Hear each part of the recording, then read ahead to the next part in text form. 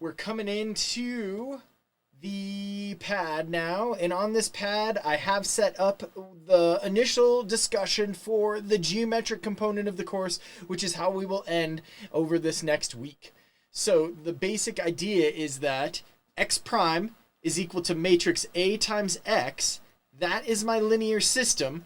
That system is also autonomous, and since the determinant of the A matrix will be assumed to be non-zero for our purposes, there is one and only one constant solution. Remember, a constant solution is a constant vector that you can put in for that x that will make this right-hand side 0. And for us, that constant solution is the 0 vector. What does that mean? For all the stuff we're going to look at until we get to nonlinear stuff, the equilibrium is the only equilibrium or only constant solution for the plane. Okay? So the equilibrium solutions, just as equilibrium solutions structured the phase line, we're going to use these constant solutions, these equilibrium solutions, these solutions which are unchanging in time to structure the phase plane. We're now in 2 dimensions. And then since the eigenvalues dictated the solution type, there are about 8 phase portraits that we've got to get familiar with. And we'll look at 2 today. Others will be very similar, just with sign changes. So of the 8, there are really only about 4, maybe even less than that are super necessary. Okay. But here's the idea. A first order ordinary differential equation defines a vector field. We weren't talking about vector fields with phase lines because that sort of vector field's not really interesting. A phase line was a vertical line, and then you'd put arrows on it either pointing down or pointing up. Those arrows were the vector, but you're not really used to dealing with vector lines, right? You're used to dealing with planes with vectors in them, and we're there now. Solutions to our differential equations, which we've been finding, define parametric curves in this thing that we'll call the phase plane, which is just a vector field. So what do I mean by vector field? Check it out. Here's a differential equation, first order, constant coefficients. And so the idea with this is that this right-hand side is my matrix A times x vector, and that is equal to f of x vector.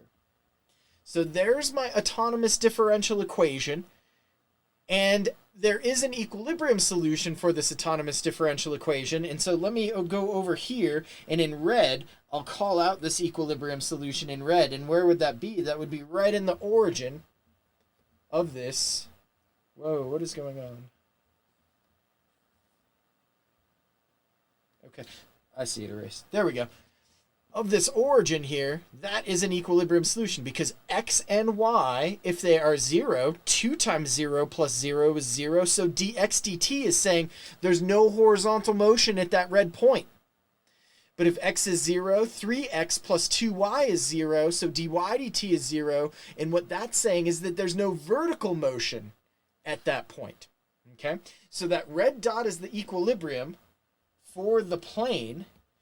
But what do we want to note? We want to note that I could shove in other xy values, right? This differential equation doesn't care. And that tells us now if we provide another xy, the diffie q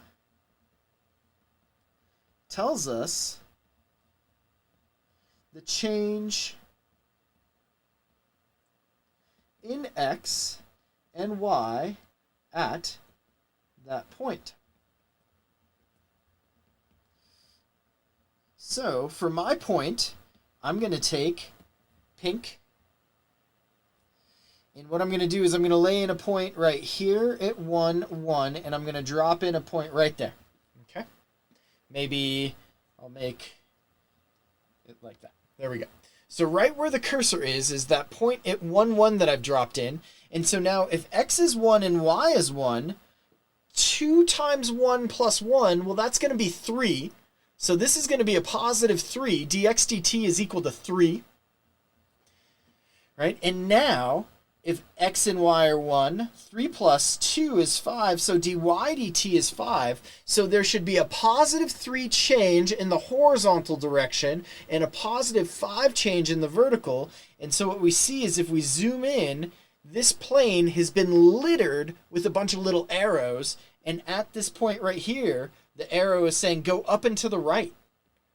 Right? And so if I were to go up and to the right to right here, then I'd check in with the Diffie-Q again, and I'd run the numbers, and it would say, yo, go up and to the right some more. And so that Diffie-Q defines this field of vectors, and that field of vectors represents a flow, and that flow will take and move or trace out a curve in space. Okay? So that's the math language for it, but another way to think about it is the following. Take this plane, pretend that it's like the surface of a tank of water, and on that surface of a tank of water, these arrows represent the velocities of the water on the surface. And how I can think about this graph now, or this plot of vectors, is to take a bunch of styrofoam peanuts and to dump them into that water. And then you ask the question, where do the styrofoam peanuts go?